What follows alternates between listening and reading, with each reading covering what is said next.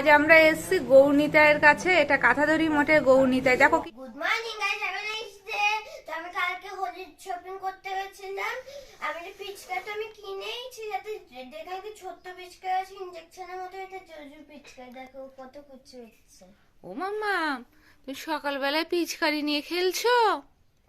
মাম্মাম, ও পিচকারিটা মন দিয়ে খেলছে। দাও আমি একটু খেলবো, দাও আমাকে দাও। দাও, দেখো হাতে শক্ত করে ধরে রেখে দিয়েছি, দেখো ছাড়বে না পিচকারিটা। পাপা দেখিস ওর চোখে মুখে না লাগাই। তো আজকে হোলির দিন সকালবেলাটা আমাদের শুরু হয়েছে কিছুটা এইভাবে, যে এখন ঘুম থেকে উঠে বড় পিচকারি নিয়ে বসেছে, ওর পিচকারি, আর বুনুর হাতে ধরে দিয়েছি ছোট পিচকারি। বুনু আবার পিচকারি কাউকে দিচ্ছে।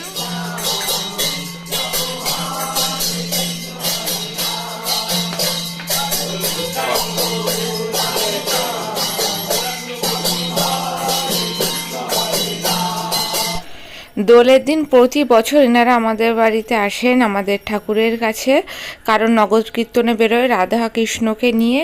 তো যখন নগর কীর্তনে বেরোয় আমাদের ঠাকুর ঘরে বুড়ো শিবের এখানে এসে কিন্তু সবাই ঠাকুর নিয়ে ঘুরে যায়।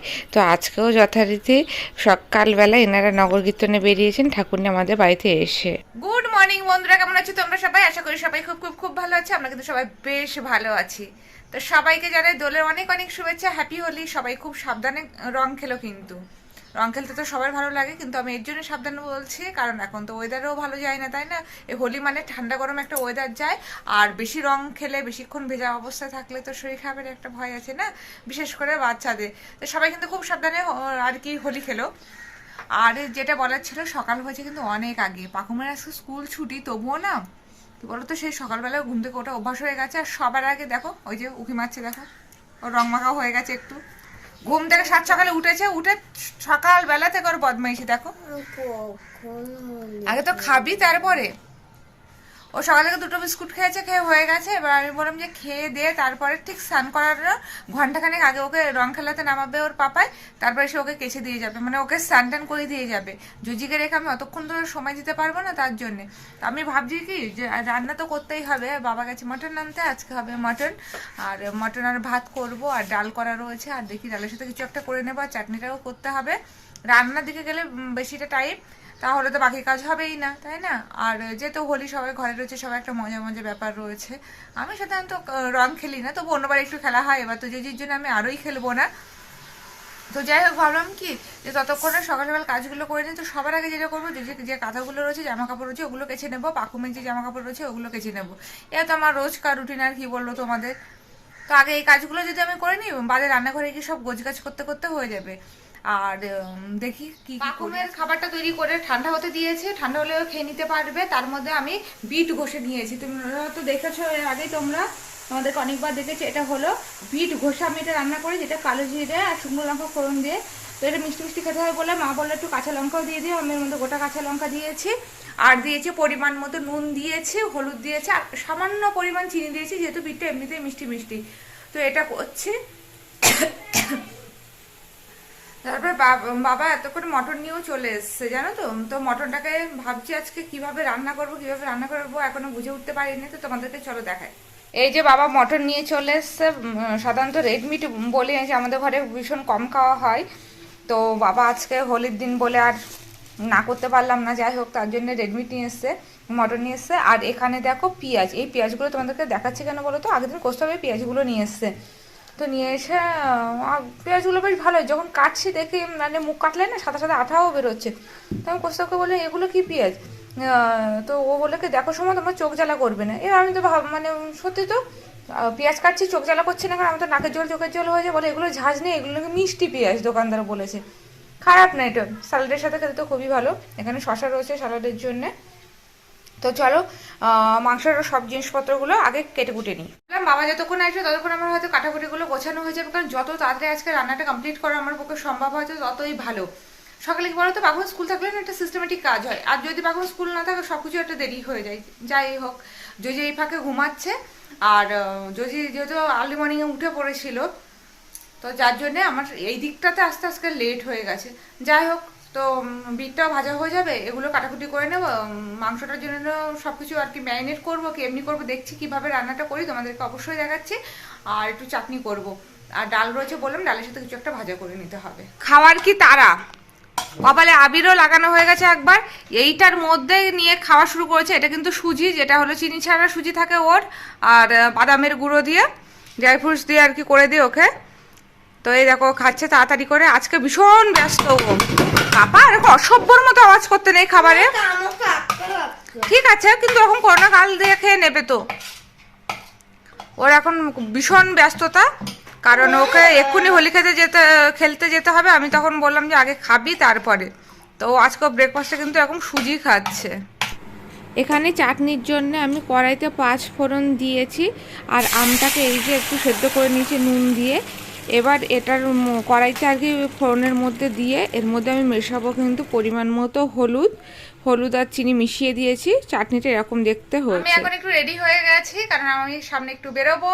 এবার কোথায় বেরোবো, কিসের জন্য বেরোবো, অবশ্যই তোমাদেরকে দেখাচ্ছি। এই দুটোর অবস্থা দেখো, নীল আর পাখুমের অবস্থা দেখো, একদম জল নিয়ে নয়। ও নীল হ্যাপি হোলি, নীল বল হ্যাপি হোলি, বল বল বাবা। বলবি না হ্যাপি হোলি, বলবি না বাবা। হ্যাপি হোলি।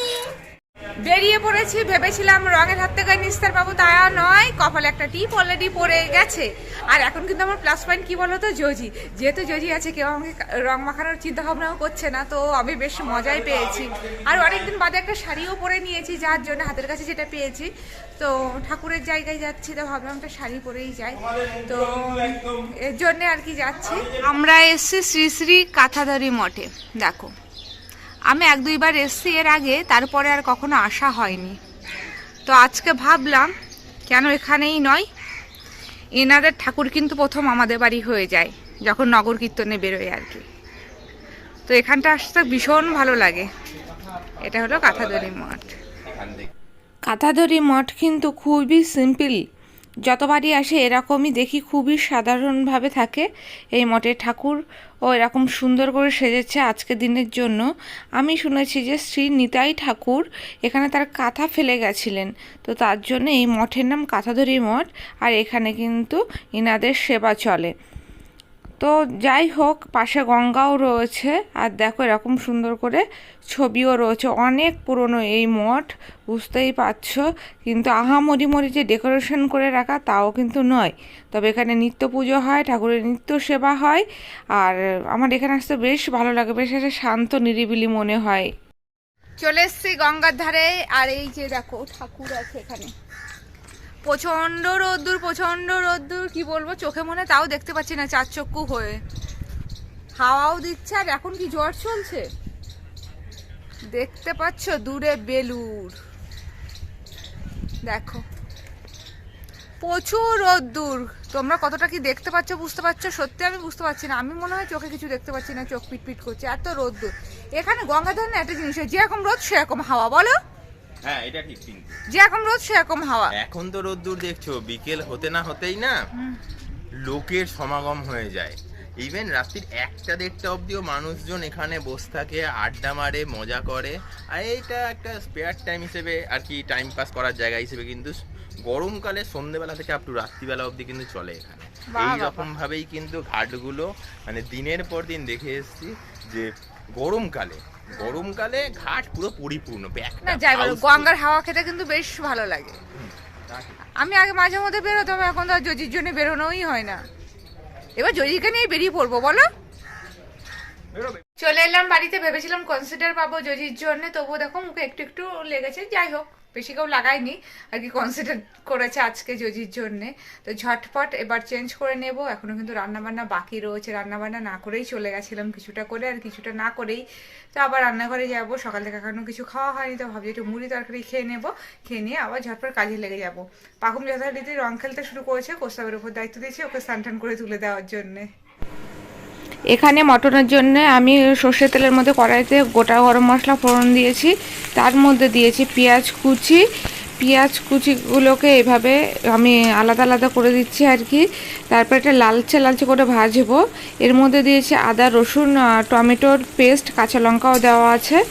এবার এগুলো আমি অ্যাড করব যখন পেঁয়াজটা একটু ভাজা হয়ে যাবে, ঠিক আছে? তো তারপরে তরকারিটা কষানোর জন্য, তরকারি বলতে মাটনটাকে কষানোর জন্যে আমি মটন অ্যাড করে দিয়েছি। যখন আর কি মশলা দিয়ে তেল ছেড়ে দিয়েছি তখন, আর এর মধ্যে আমি কাঁচা লঙ্কা এরকম কুচি কুচি করে দিয়েছি।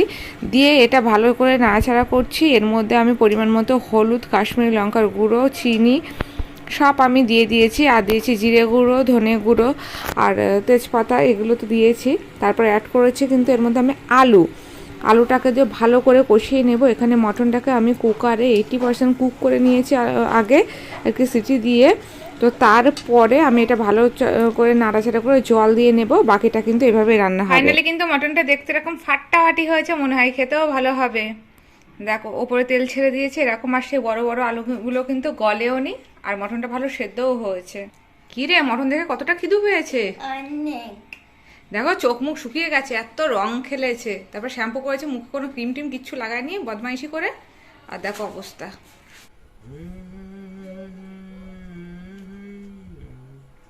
মন দিয়ে গান গুনগুন করছে। কি গো, ঘুমালে কেমন? কেমন ঘুম হলো? বলো না, উল্টো পাল্টা সময় উল্টো পাল্টা ঘুম। কটার সময় বাড়িতে উঠলে? ছিলাম না, বাড়িতে এলাম, এসে ঘুম টুম পাইনি, সবাই ঘুমোচ্ছে, তাই দেখে আমারও একটু ঘুম ঘুম করতে ইচ্ছে করলো, আমিও ঘুমিয়ে গেলাম। ঘুমোলাম প্রায় ওই 7:45 নাগাদ, আর ঘুম থেকে উঠলাম প্রায় 7:45 নাগাদ। যাচ্ছে তাই ঘুম, রাত্রিবেলা ঘুম আসতে চাইবে না। এসব এদের দোষ, সব এদের দোষ। সবাই ঘুমিয়ে রয়েছে, 7:45 সময় তো ঘুমিয়ে রয়েছে, তো আমি কি করবো, আমিও ঘুমিয়ে গেলাম। সবাইদের দোষ। এই তোমাদের দেখে মনে হচ্ছে না যে তুমি আবার রং খেলেছো? মনে হচ্ছে না, এই গলা দেখে মনে আবির হচ্ছে। বেশি খেলেছো না? তো গলা দেখে মনে হচ্ছে না? একদম অল্প না, পরিমাণ। ভালোই মনে হচ্ছে, পিঠ দেখলে বুঝতে পারবে। আর তো এবার আবির খেলা হয়েছে বেশি। কালচার চেঞ্জ হয়ে গেছে বস, কালচার চেঞ্জ হয়ে গেছে। আমরা এখন কালচারাল হয়ে গেছি। আমরা আর ওই এখান দিয়ে বেগনে রং ঝুলছে, এইখান দিয়ে সবুজ রং ঝুলছে, এরকম আর নাই। জামানা বদল গয়া। তোমার থেকে থেকে বুনুকে চটকানোর কথা মনে পড়ে, আর বুনু যখন আর চটকানো সহ্য না করতে পারে আ করে চিৎকার করে। দেখো অবশ্য, বাবা ছাড় না ওকে, শোনা মজুর ঝোল করলাম। না, ওকে ছাড়। এক্ষুনি কিন্তু কান্না শুরু করবে, তখন তোর কোলে দিয়ে বসে দেবো, হিসি করে দেবে তোর কোলে, ভালো লাগবে আমার বেশ। দেখো অবস্থা পাকুমের। আর আর বুনু তাতে হাসি করছে। পাকুম, মুখ ব্যথা হয়ে যাবে কিন্তু। আমার কথা হচ্ছে না, একদম আরে মুখ ব্যথা হবে। আর এটার অবস্থা দেখো, পাপার সাথে খেলছে, দেখো। ওলে বাবালে, ওলে বাবালে, ওলে বাবা। এইলে, এবার বন্ধ কর। আমি পাখুমের এই বাঁশি বাজানো দেখে আমি বলেছি যে পাখুম, কালকে সকালবেলায় তোকে নোংরার ভ্যান দিয়ে বের করবো, কারণ ওরা এরকম বাঁশি বাজায়। আমি এসছি রান্নাঘরে, এখন রুটিটা করবো। আর মটন কারি তো রয়েছে, তো রুটি দিয়ে হয়ে যাবে। পাখুমকে ডেকেছি যে ওর খাবারটা নিয়ে যা। আমার চুচি খাচ্ছি মটনে। চুষি বলতে ওই যে হাড়ের মধ্যে যে মজাটা থাকে আর কি মটনের, ওটা খেতে ভালোবাসে। এই না ধরো, এই যে পাকুমের খাবার, এই যে মটন, একটু মটনের ঝোল পাশে, আর ভাতটাকে আমি আলু দিয়ে তোরা কি দেখেছো মটনের মধ্যে কাটা? মটনের কাটানোটা হয়। তো এখন পাকুম খেয়ে নেবে, আমি ততক্ষণে রুটিটা করে নেবো, যেহেতু ভাত খাবে, তো ওকে তাড়াতাড়ি আজকে ভাতটা দিয়ে দিয়েছি। পাপা গুড নাইট বলো। Good night, bye bye. তো চলো বন্ধুরা, আজকে ব্লগটা এখানে এন্ড করছি। দেখা হচ্ছে একটা নেক্সট সুন্দর ব্লগে। চলো সব tata, bye bye, good night.